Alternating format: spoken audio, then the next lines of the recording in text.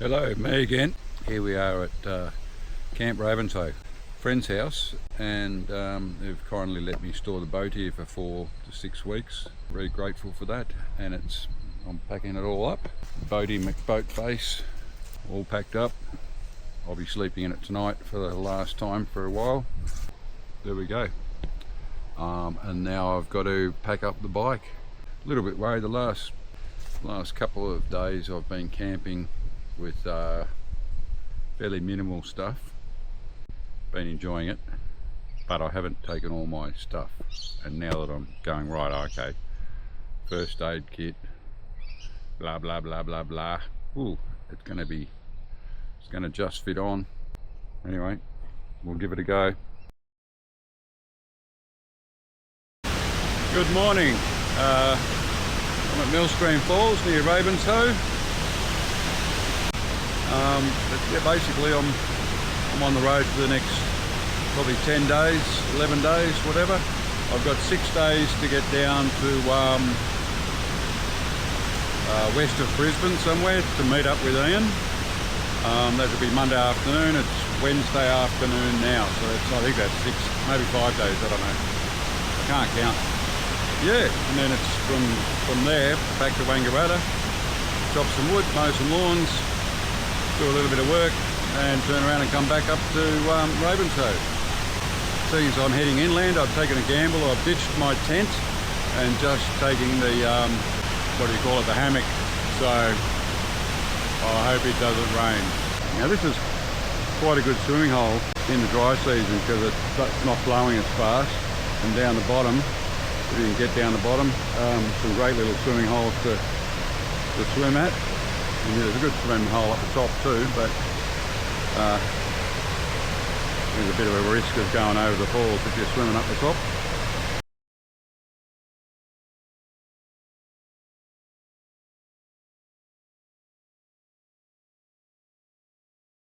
Right, here we are. We went from Ravenshoe out to Mount Garnet, turned left onto Gunnawara Road, and then onto Wairuna Road, out to the Valley of Lagoons. Gunnawara Road was mainly dirt. Wairuna Road was dirt until just a little while ago where it turned into bitumen, and it's a really beautiful country. It's plainly just cattle stations, the occasional corn crop, and just cattle grazing through savanna grasslands like this, which is yeah, haven't seen a cattle truck and a council truck fixing roads, and that's it, in the last bloody 150 k's. We'll go along. Apparently the council truck told me there's a few bog holes up here, so that'll be interesting. He said if I've got a UHF radio, just to give him a call and he'll come and drag me out. But I don't have one, so maybe I should invest in one.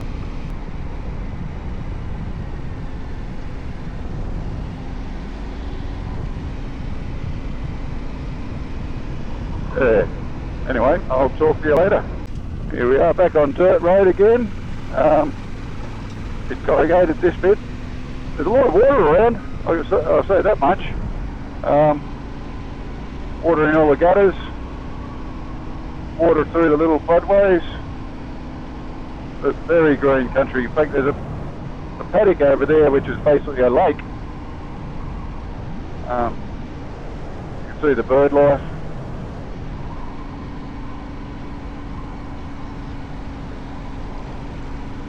So anyway, this place is supposed to be called the Valley of Lagoons.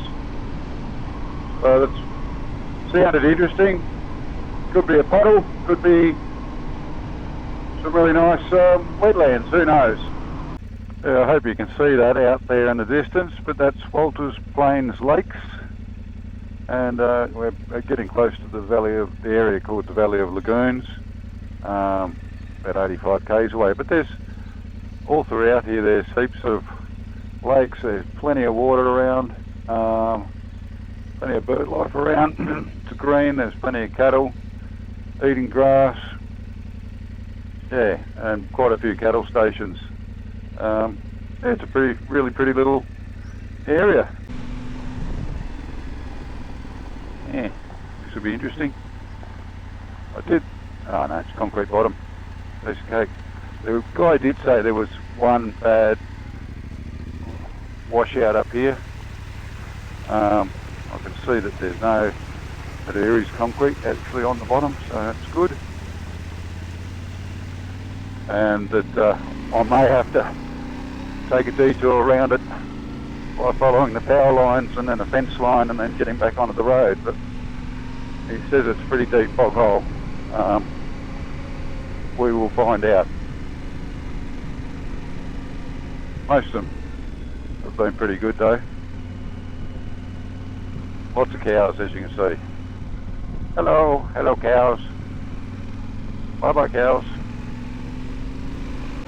Every one of them looks at you. What are you doing here? I don't think they see too many motorcyclists. Anyway, I'm just putting along. There's a few kangaroos and stuff that jump out of the grass, so I'm not in a hurry. I'll just avoid colliding with them. I think the last time I was out at Mount Garnet area, it was dry as dry can be, and I'd imagine this place would have been as dry can be as well. But right now, it's green as green can be. Water everywhere. Well, the road's getting a little bit smaller. It's still well maintained, and there's a lot more creeks, hills, and windy bits. A little bit of sand every now and then, a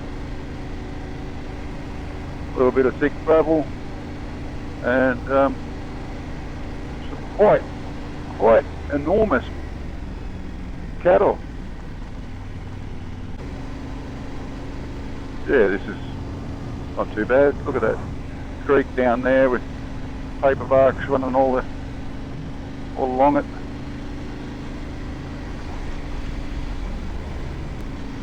I went past the turn off to 2 camping sites, and I fears that's where everyone goes, to a camping site about 20 k's back there. There is one more camping site up here, Waruna campgrounds or camping grounds. See what that's like. I don't think I'll stay the night though. Depends on how bad this road gets. If this road just turns into a slog of sand, then I probably will stay and attack it fresh in the morning. But at the moment, if I've only got 150 k's to do on it, it'll be fine. Waruna camping area, 8 kilometres, Emu Vale Road. That way. I don't think I'm going to veer off this road. Just stick to Waruna Road. Give way sign. Says there's no one to give way to, so don't worry about that.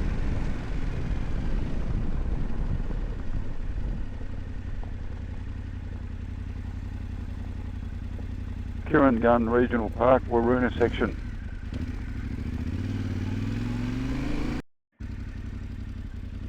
Nice little lagoon there with cattle. Look, somebody's got a house over there. What a nice spot, looking down over the lagoon.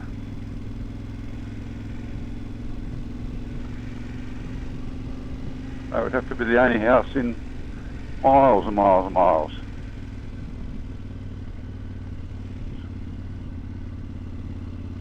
Some swans over there.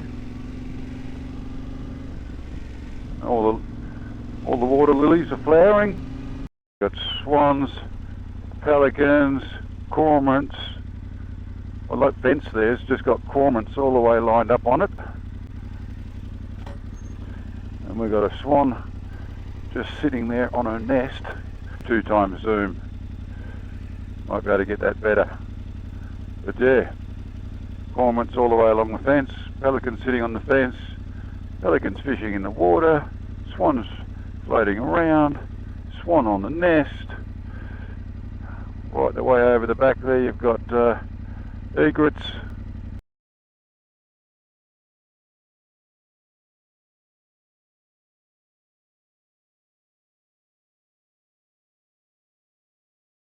This is a bit of the Burdekin River. It's a little bit deep.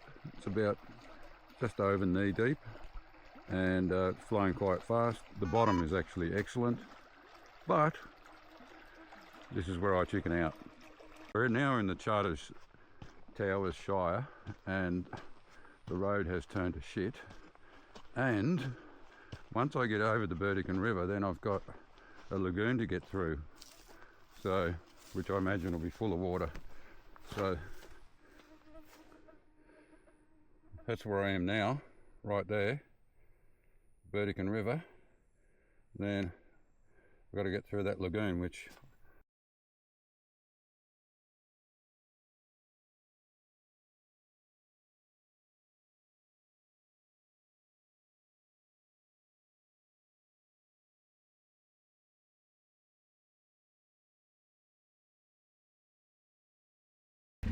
Well, good morning. Camped last night, fairly uneventful until one of the trees that my hammock was connected to snapped, and then that was in the middle of the night, so that was a bit disconcerting. Copperfield Gorge road down to Einasleigh, and that's where we're heading now. And I've been heading west, and it's been getting drier and drier and drier, and now it's probably dry enough that I'm not going to find too many river or creek crossings for the moment anyway, until I get further south down around Hughenden that interrupt my dirt road progress. So let's go to Einasleigh and Copperfield Gorge. Hey, and we've got our first little creek crossing. But as I said, this area seems to be dry enough to warrant not having any fear. I don't know how many crocodiles will be out here. I doubt whether there's any.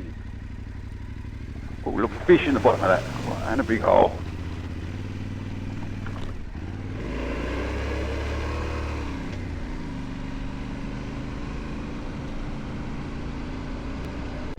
Oh, look at all these, what are they? Mushrooms. Some sort of fungus. There we go.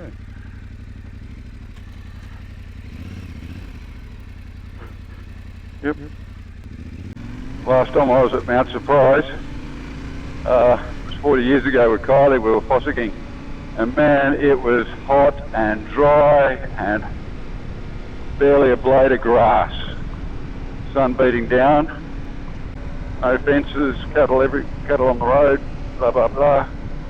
Oh, look at that big Pacific heron.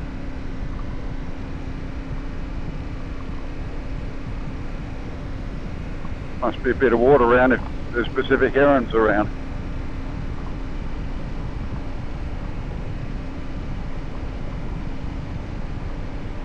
Yeah, it's quite warming up now. What have we got? Air temperature 31 degrees. Pleasant.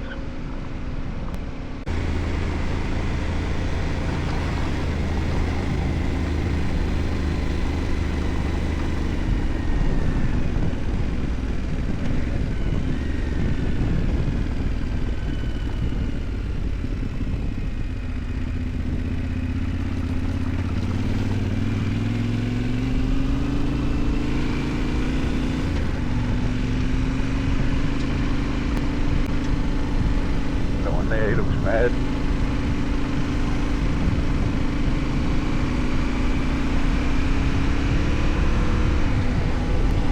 Fraser Creek.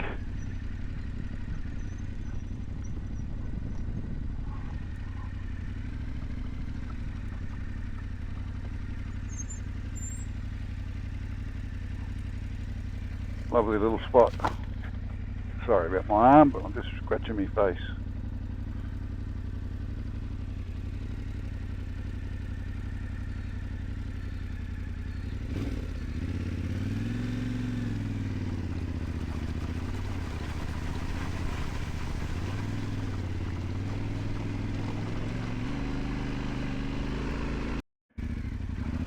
We're at Jardine Lagoon Camp,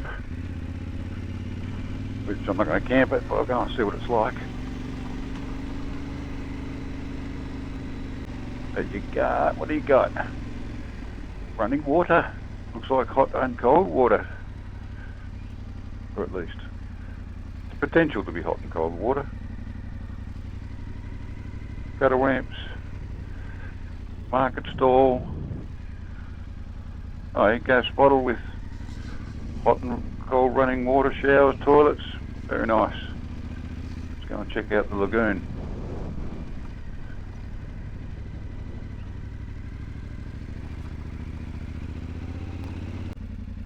Look at that big cow with the big horns. Looks like a snake-necked cormorant up there, drying his wings. Very good.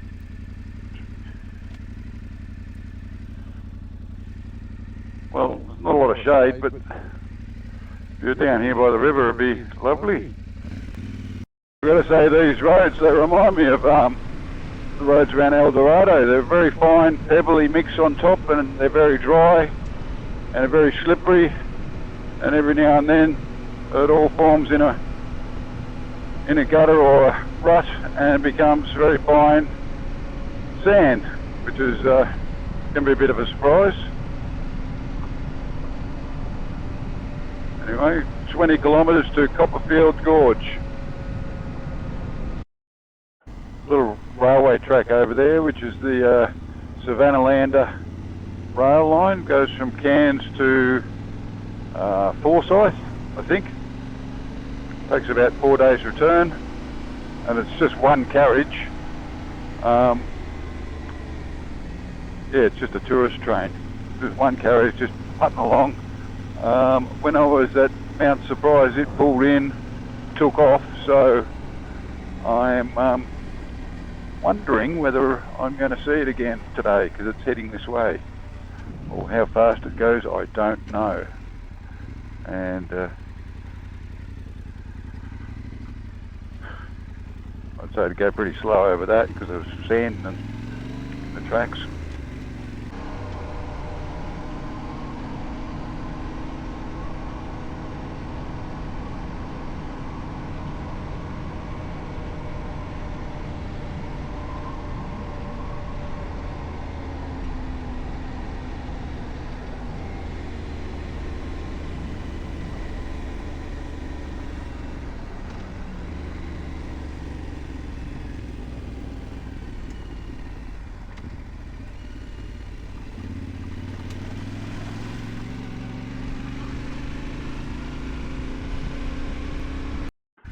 Well, looks like I might get wet feet again. Doesn't look that deep.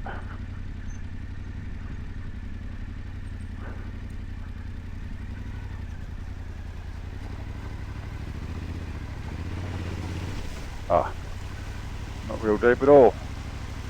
Just got to avoid the holes in the concrete. And whatever's happening up here looks a bit deeper, and hopefully there's no slippery bits. Oh, quite a strong current. Want to move my front wheel.